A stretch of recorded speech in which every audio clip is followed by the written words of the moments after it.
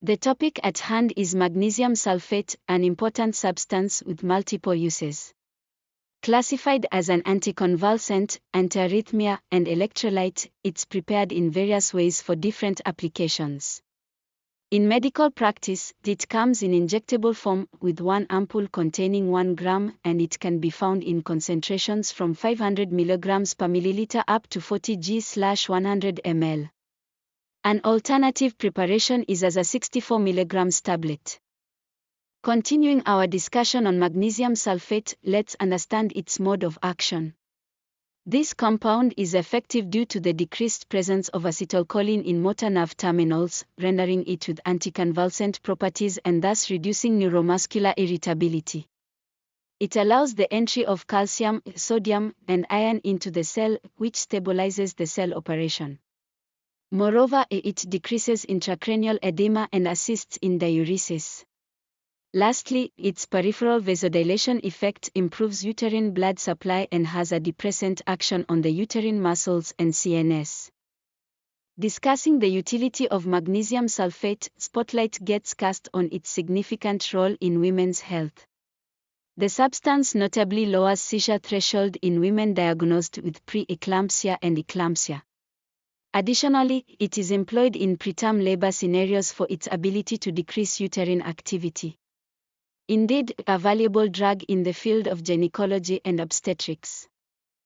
The topic at hand pertains to the usage of magnesium sulfate, which should be carefully administered in certain conditions. This necessity is due to contraindications such as heart failure, impaired renal function, and pregnant women in active labor progression. In the event of imminent eclampsia, a 4g dose of a 20% solution will be administered intravenously over 20 minutes, followed by another 50% solution intramuscularly, alternating buttocks every 4 hours until 24 hours after delivery. Let's delve further into this. Our focus at this moment is on eclampsia management.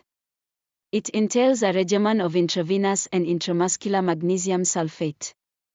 Initial treatment includes 4g over 20% solution administered intravenously in 20 ml of normal saline in a span of 20 minutes.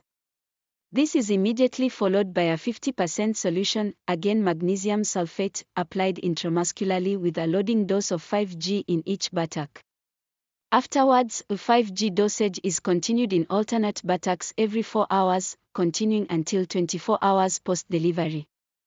Alternatively, the administration persists for 24 hours after the last recorded seizure, depending on which occurs later.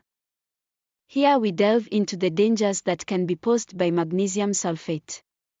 Notably, the maternal and fetal side effects can be quite severe. It may lead to a severe depression of the central nervous system. Additionally, visible signs of muscular paresis can be traced. Furthermore, tachycardia and hypoglycemia are also observed.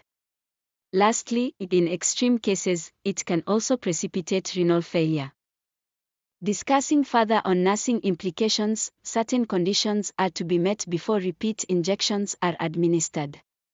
These conditions include the presence of knee jerks, a urine output exceeding 100 ml within a 4-hour time frame, and a respiration rate exceeding 10 breaths per minute but not less than 16 counts per minute.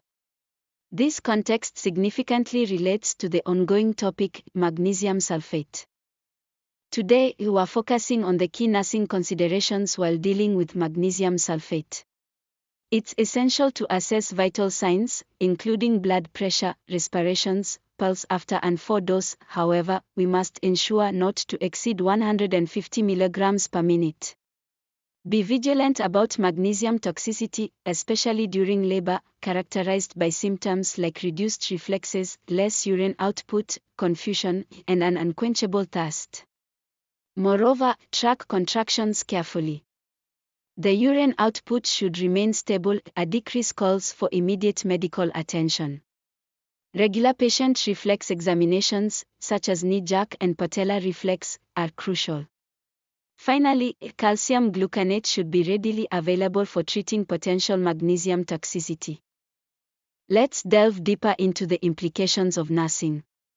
1. Careful use of infusion pump/monitor is crucial, as administering 4 at a rate exceeding 150 mg per minute could lead to a circulatory collapse.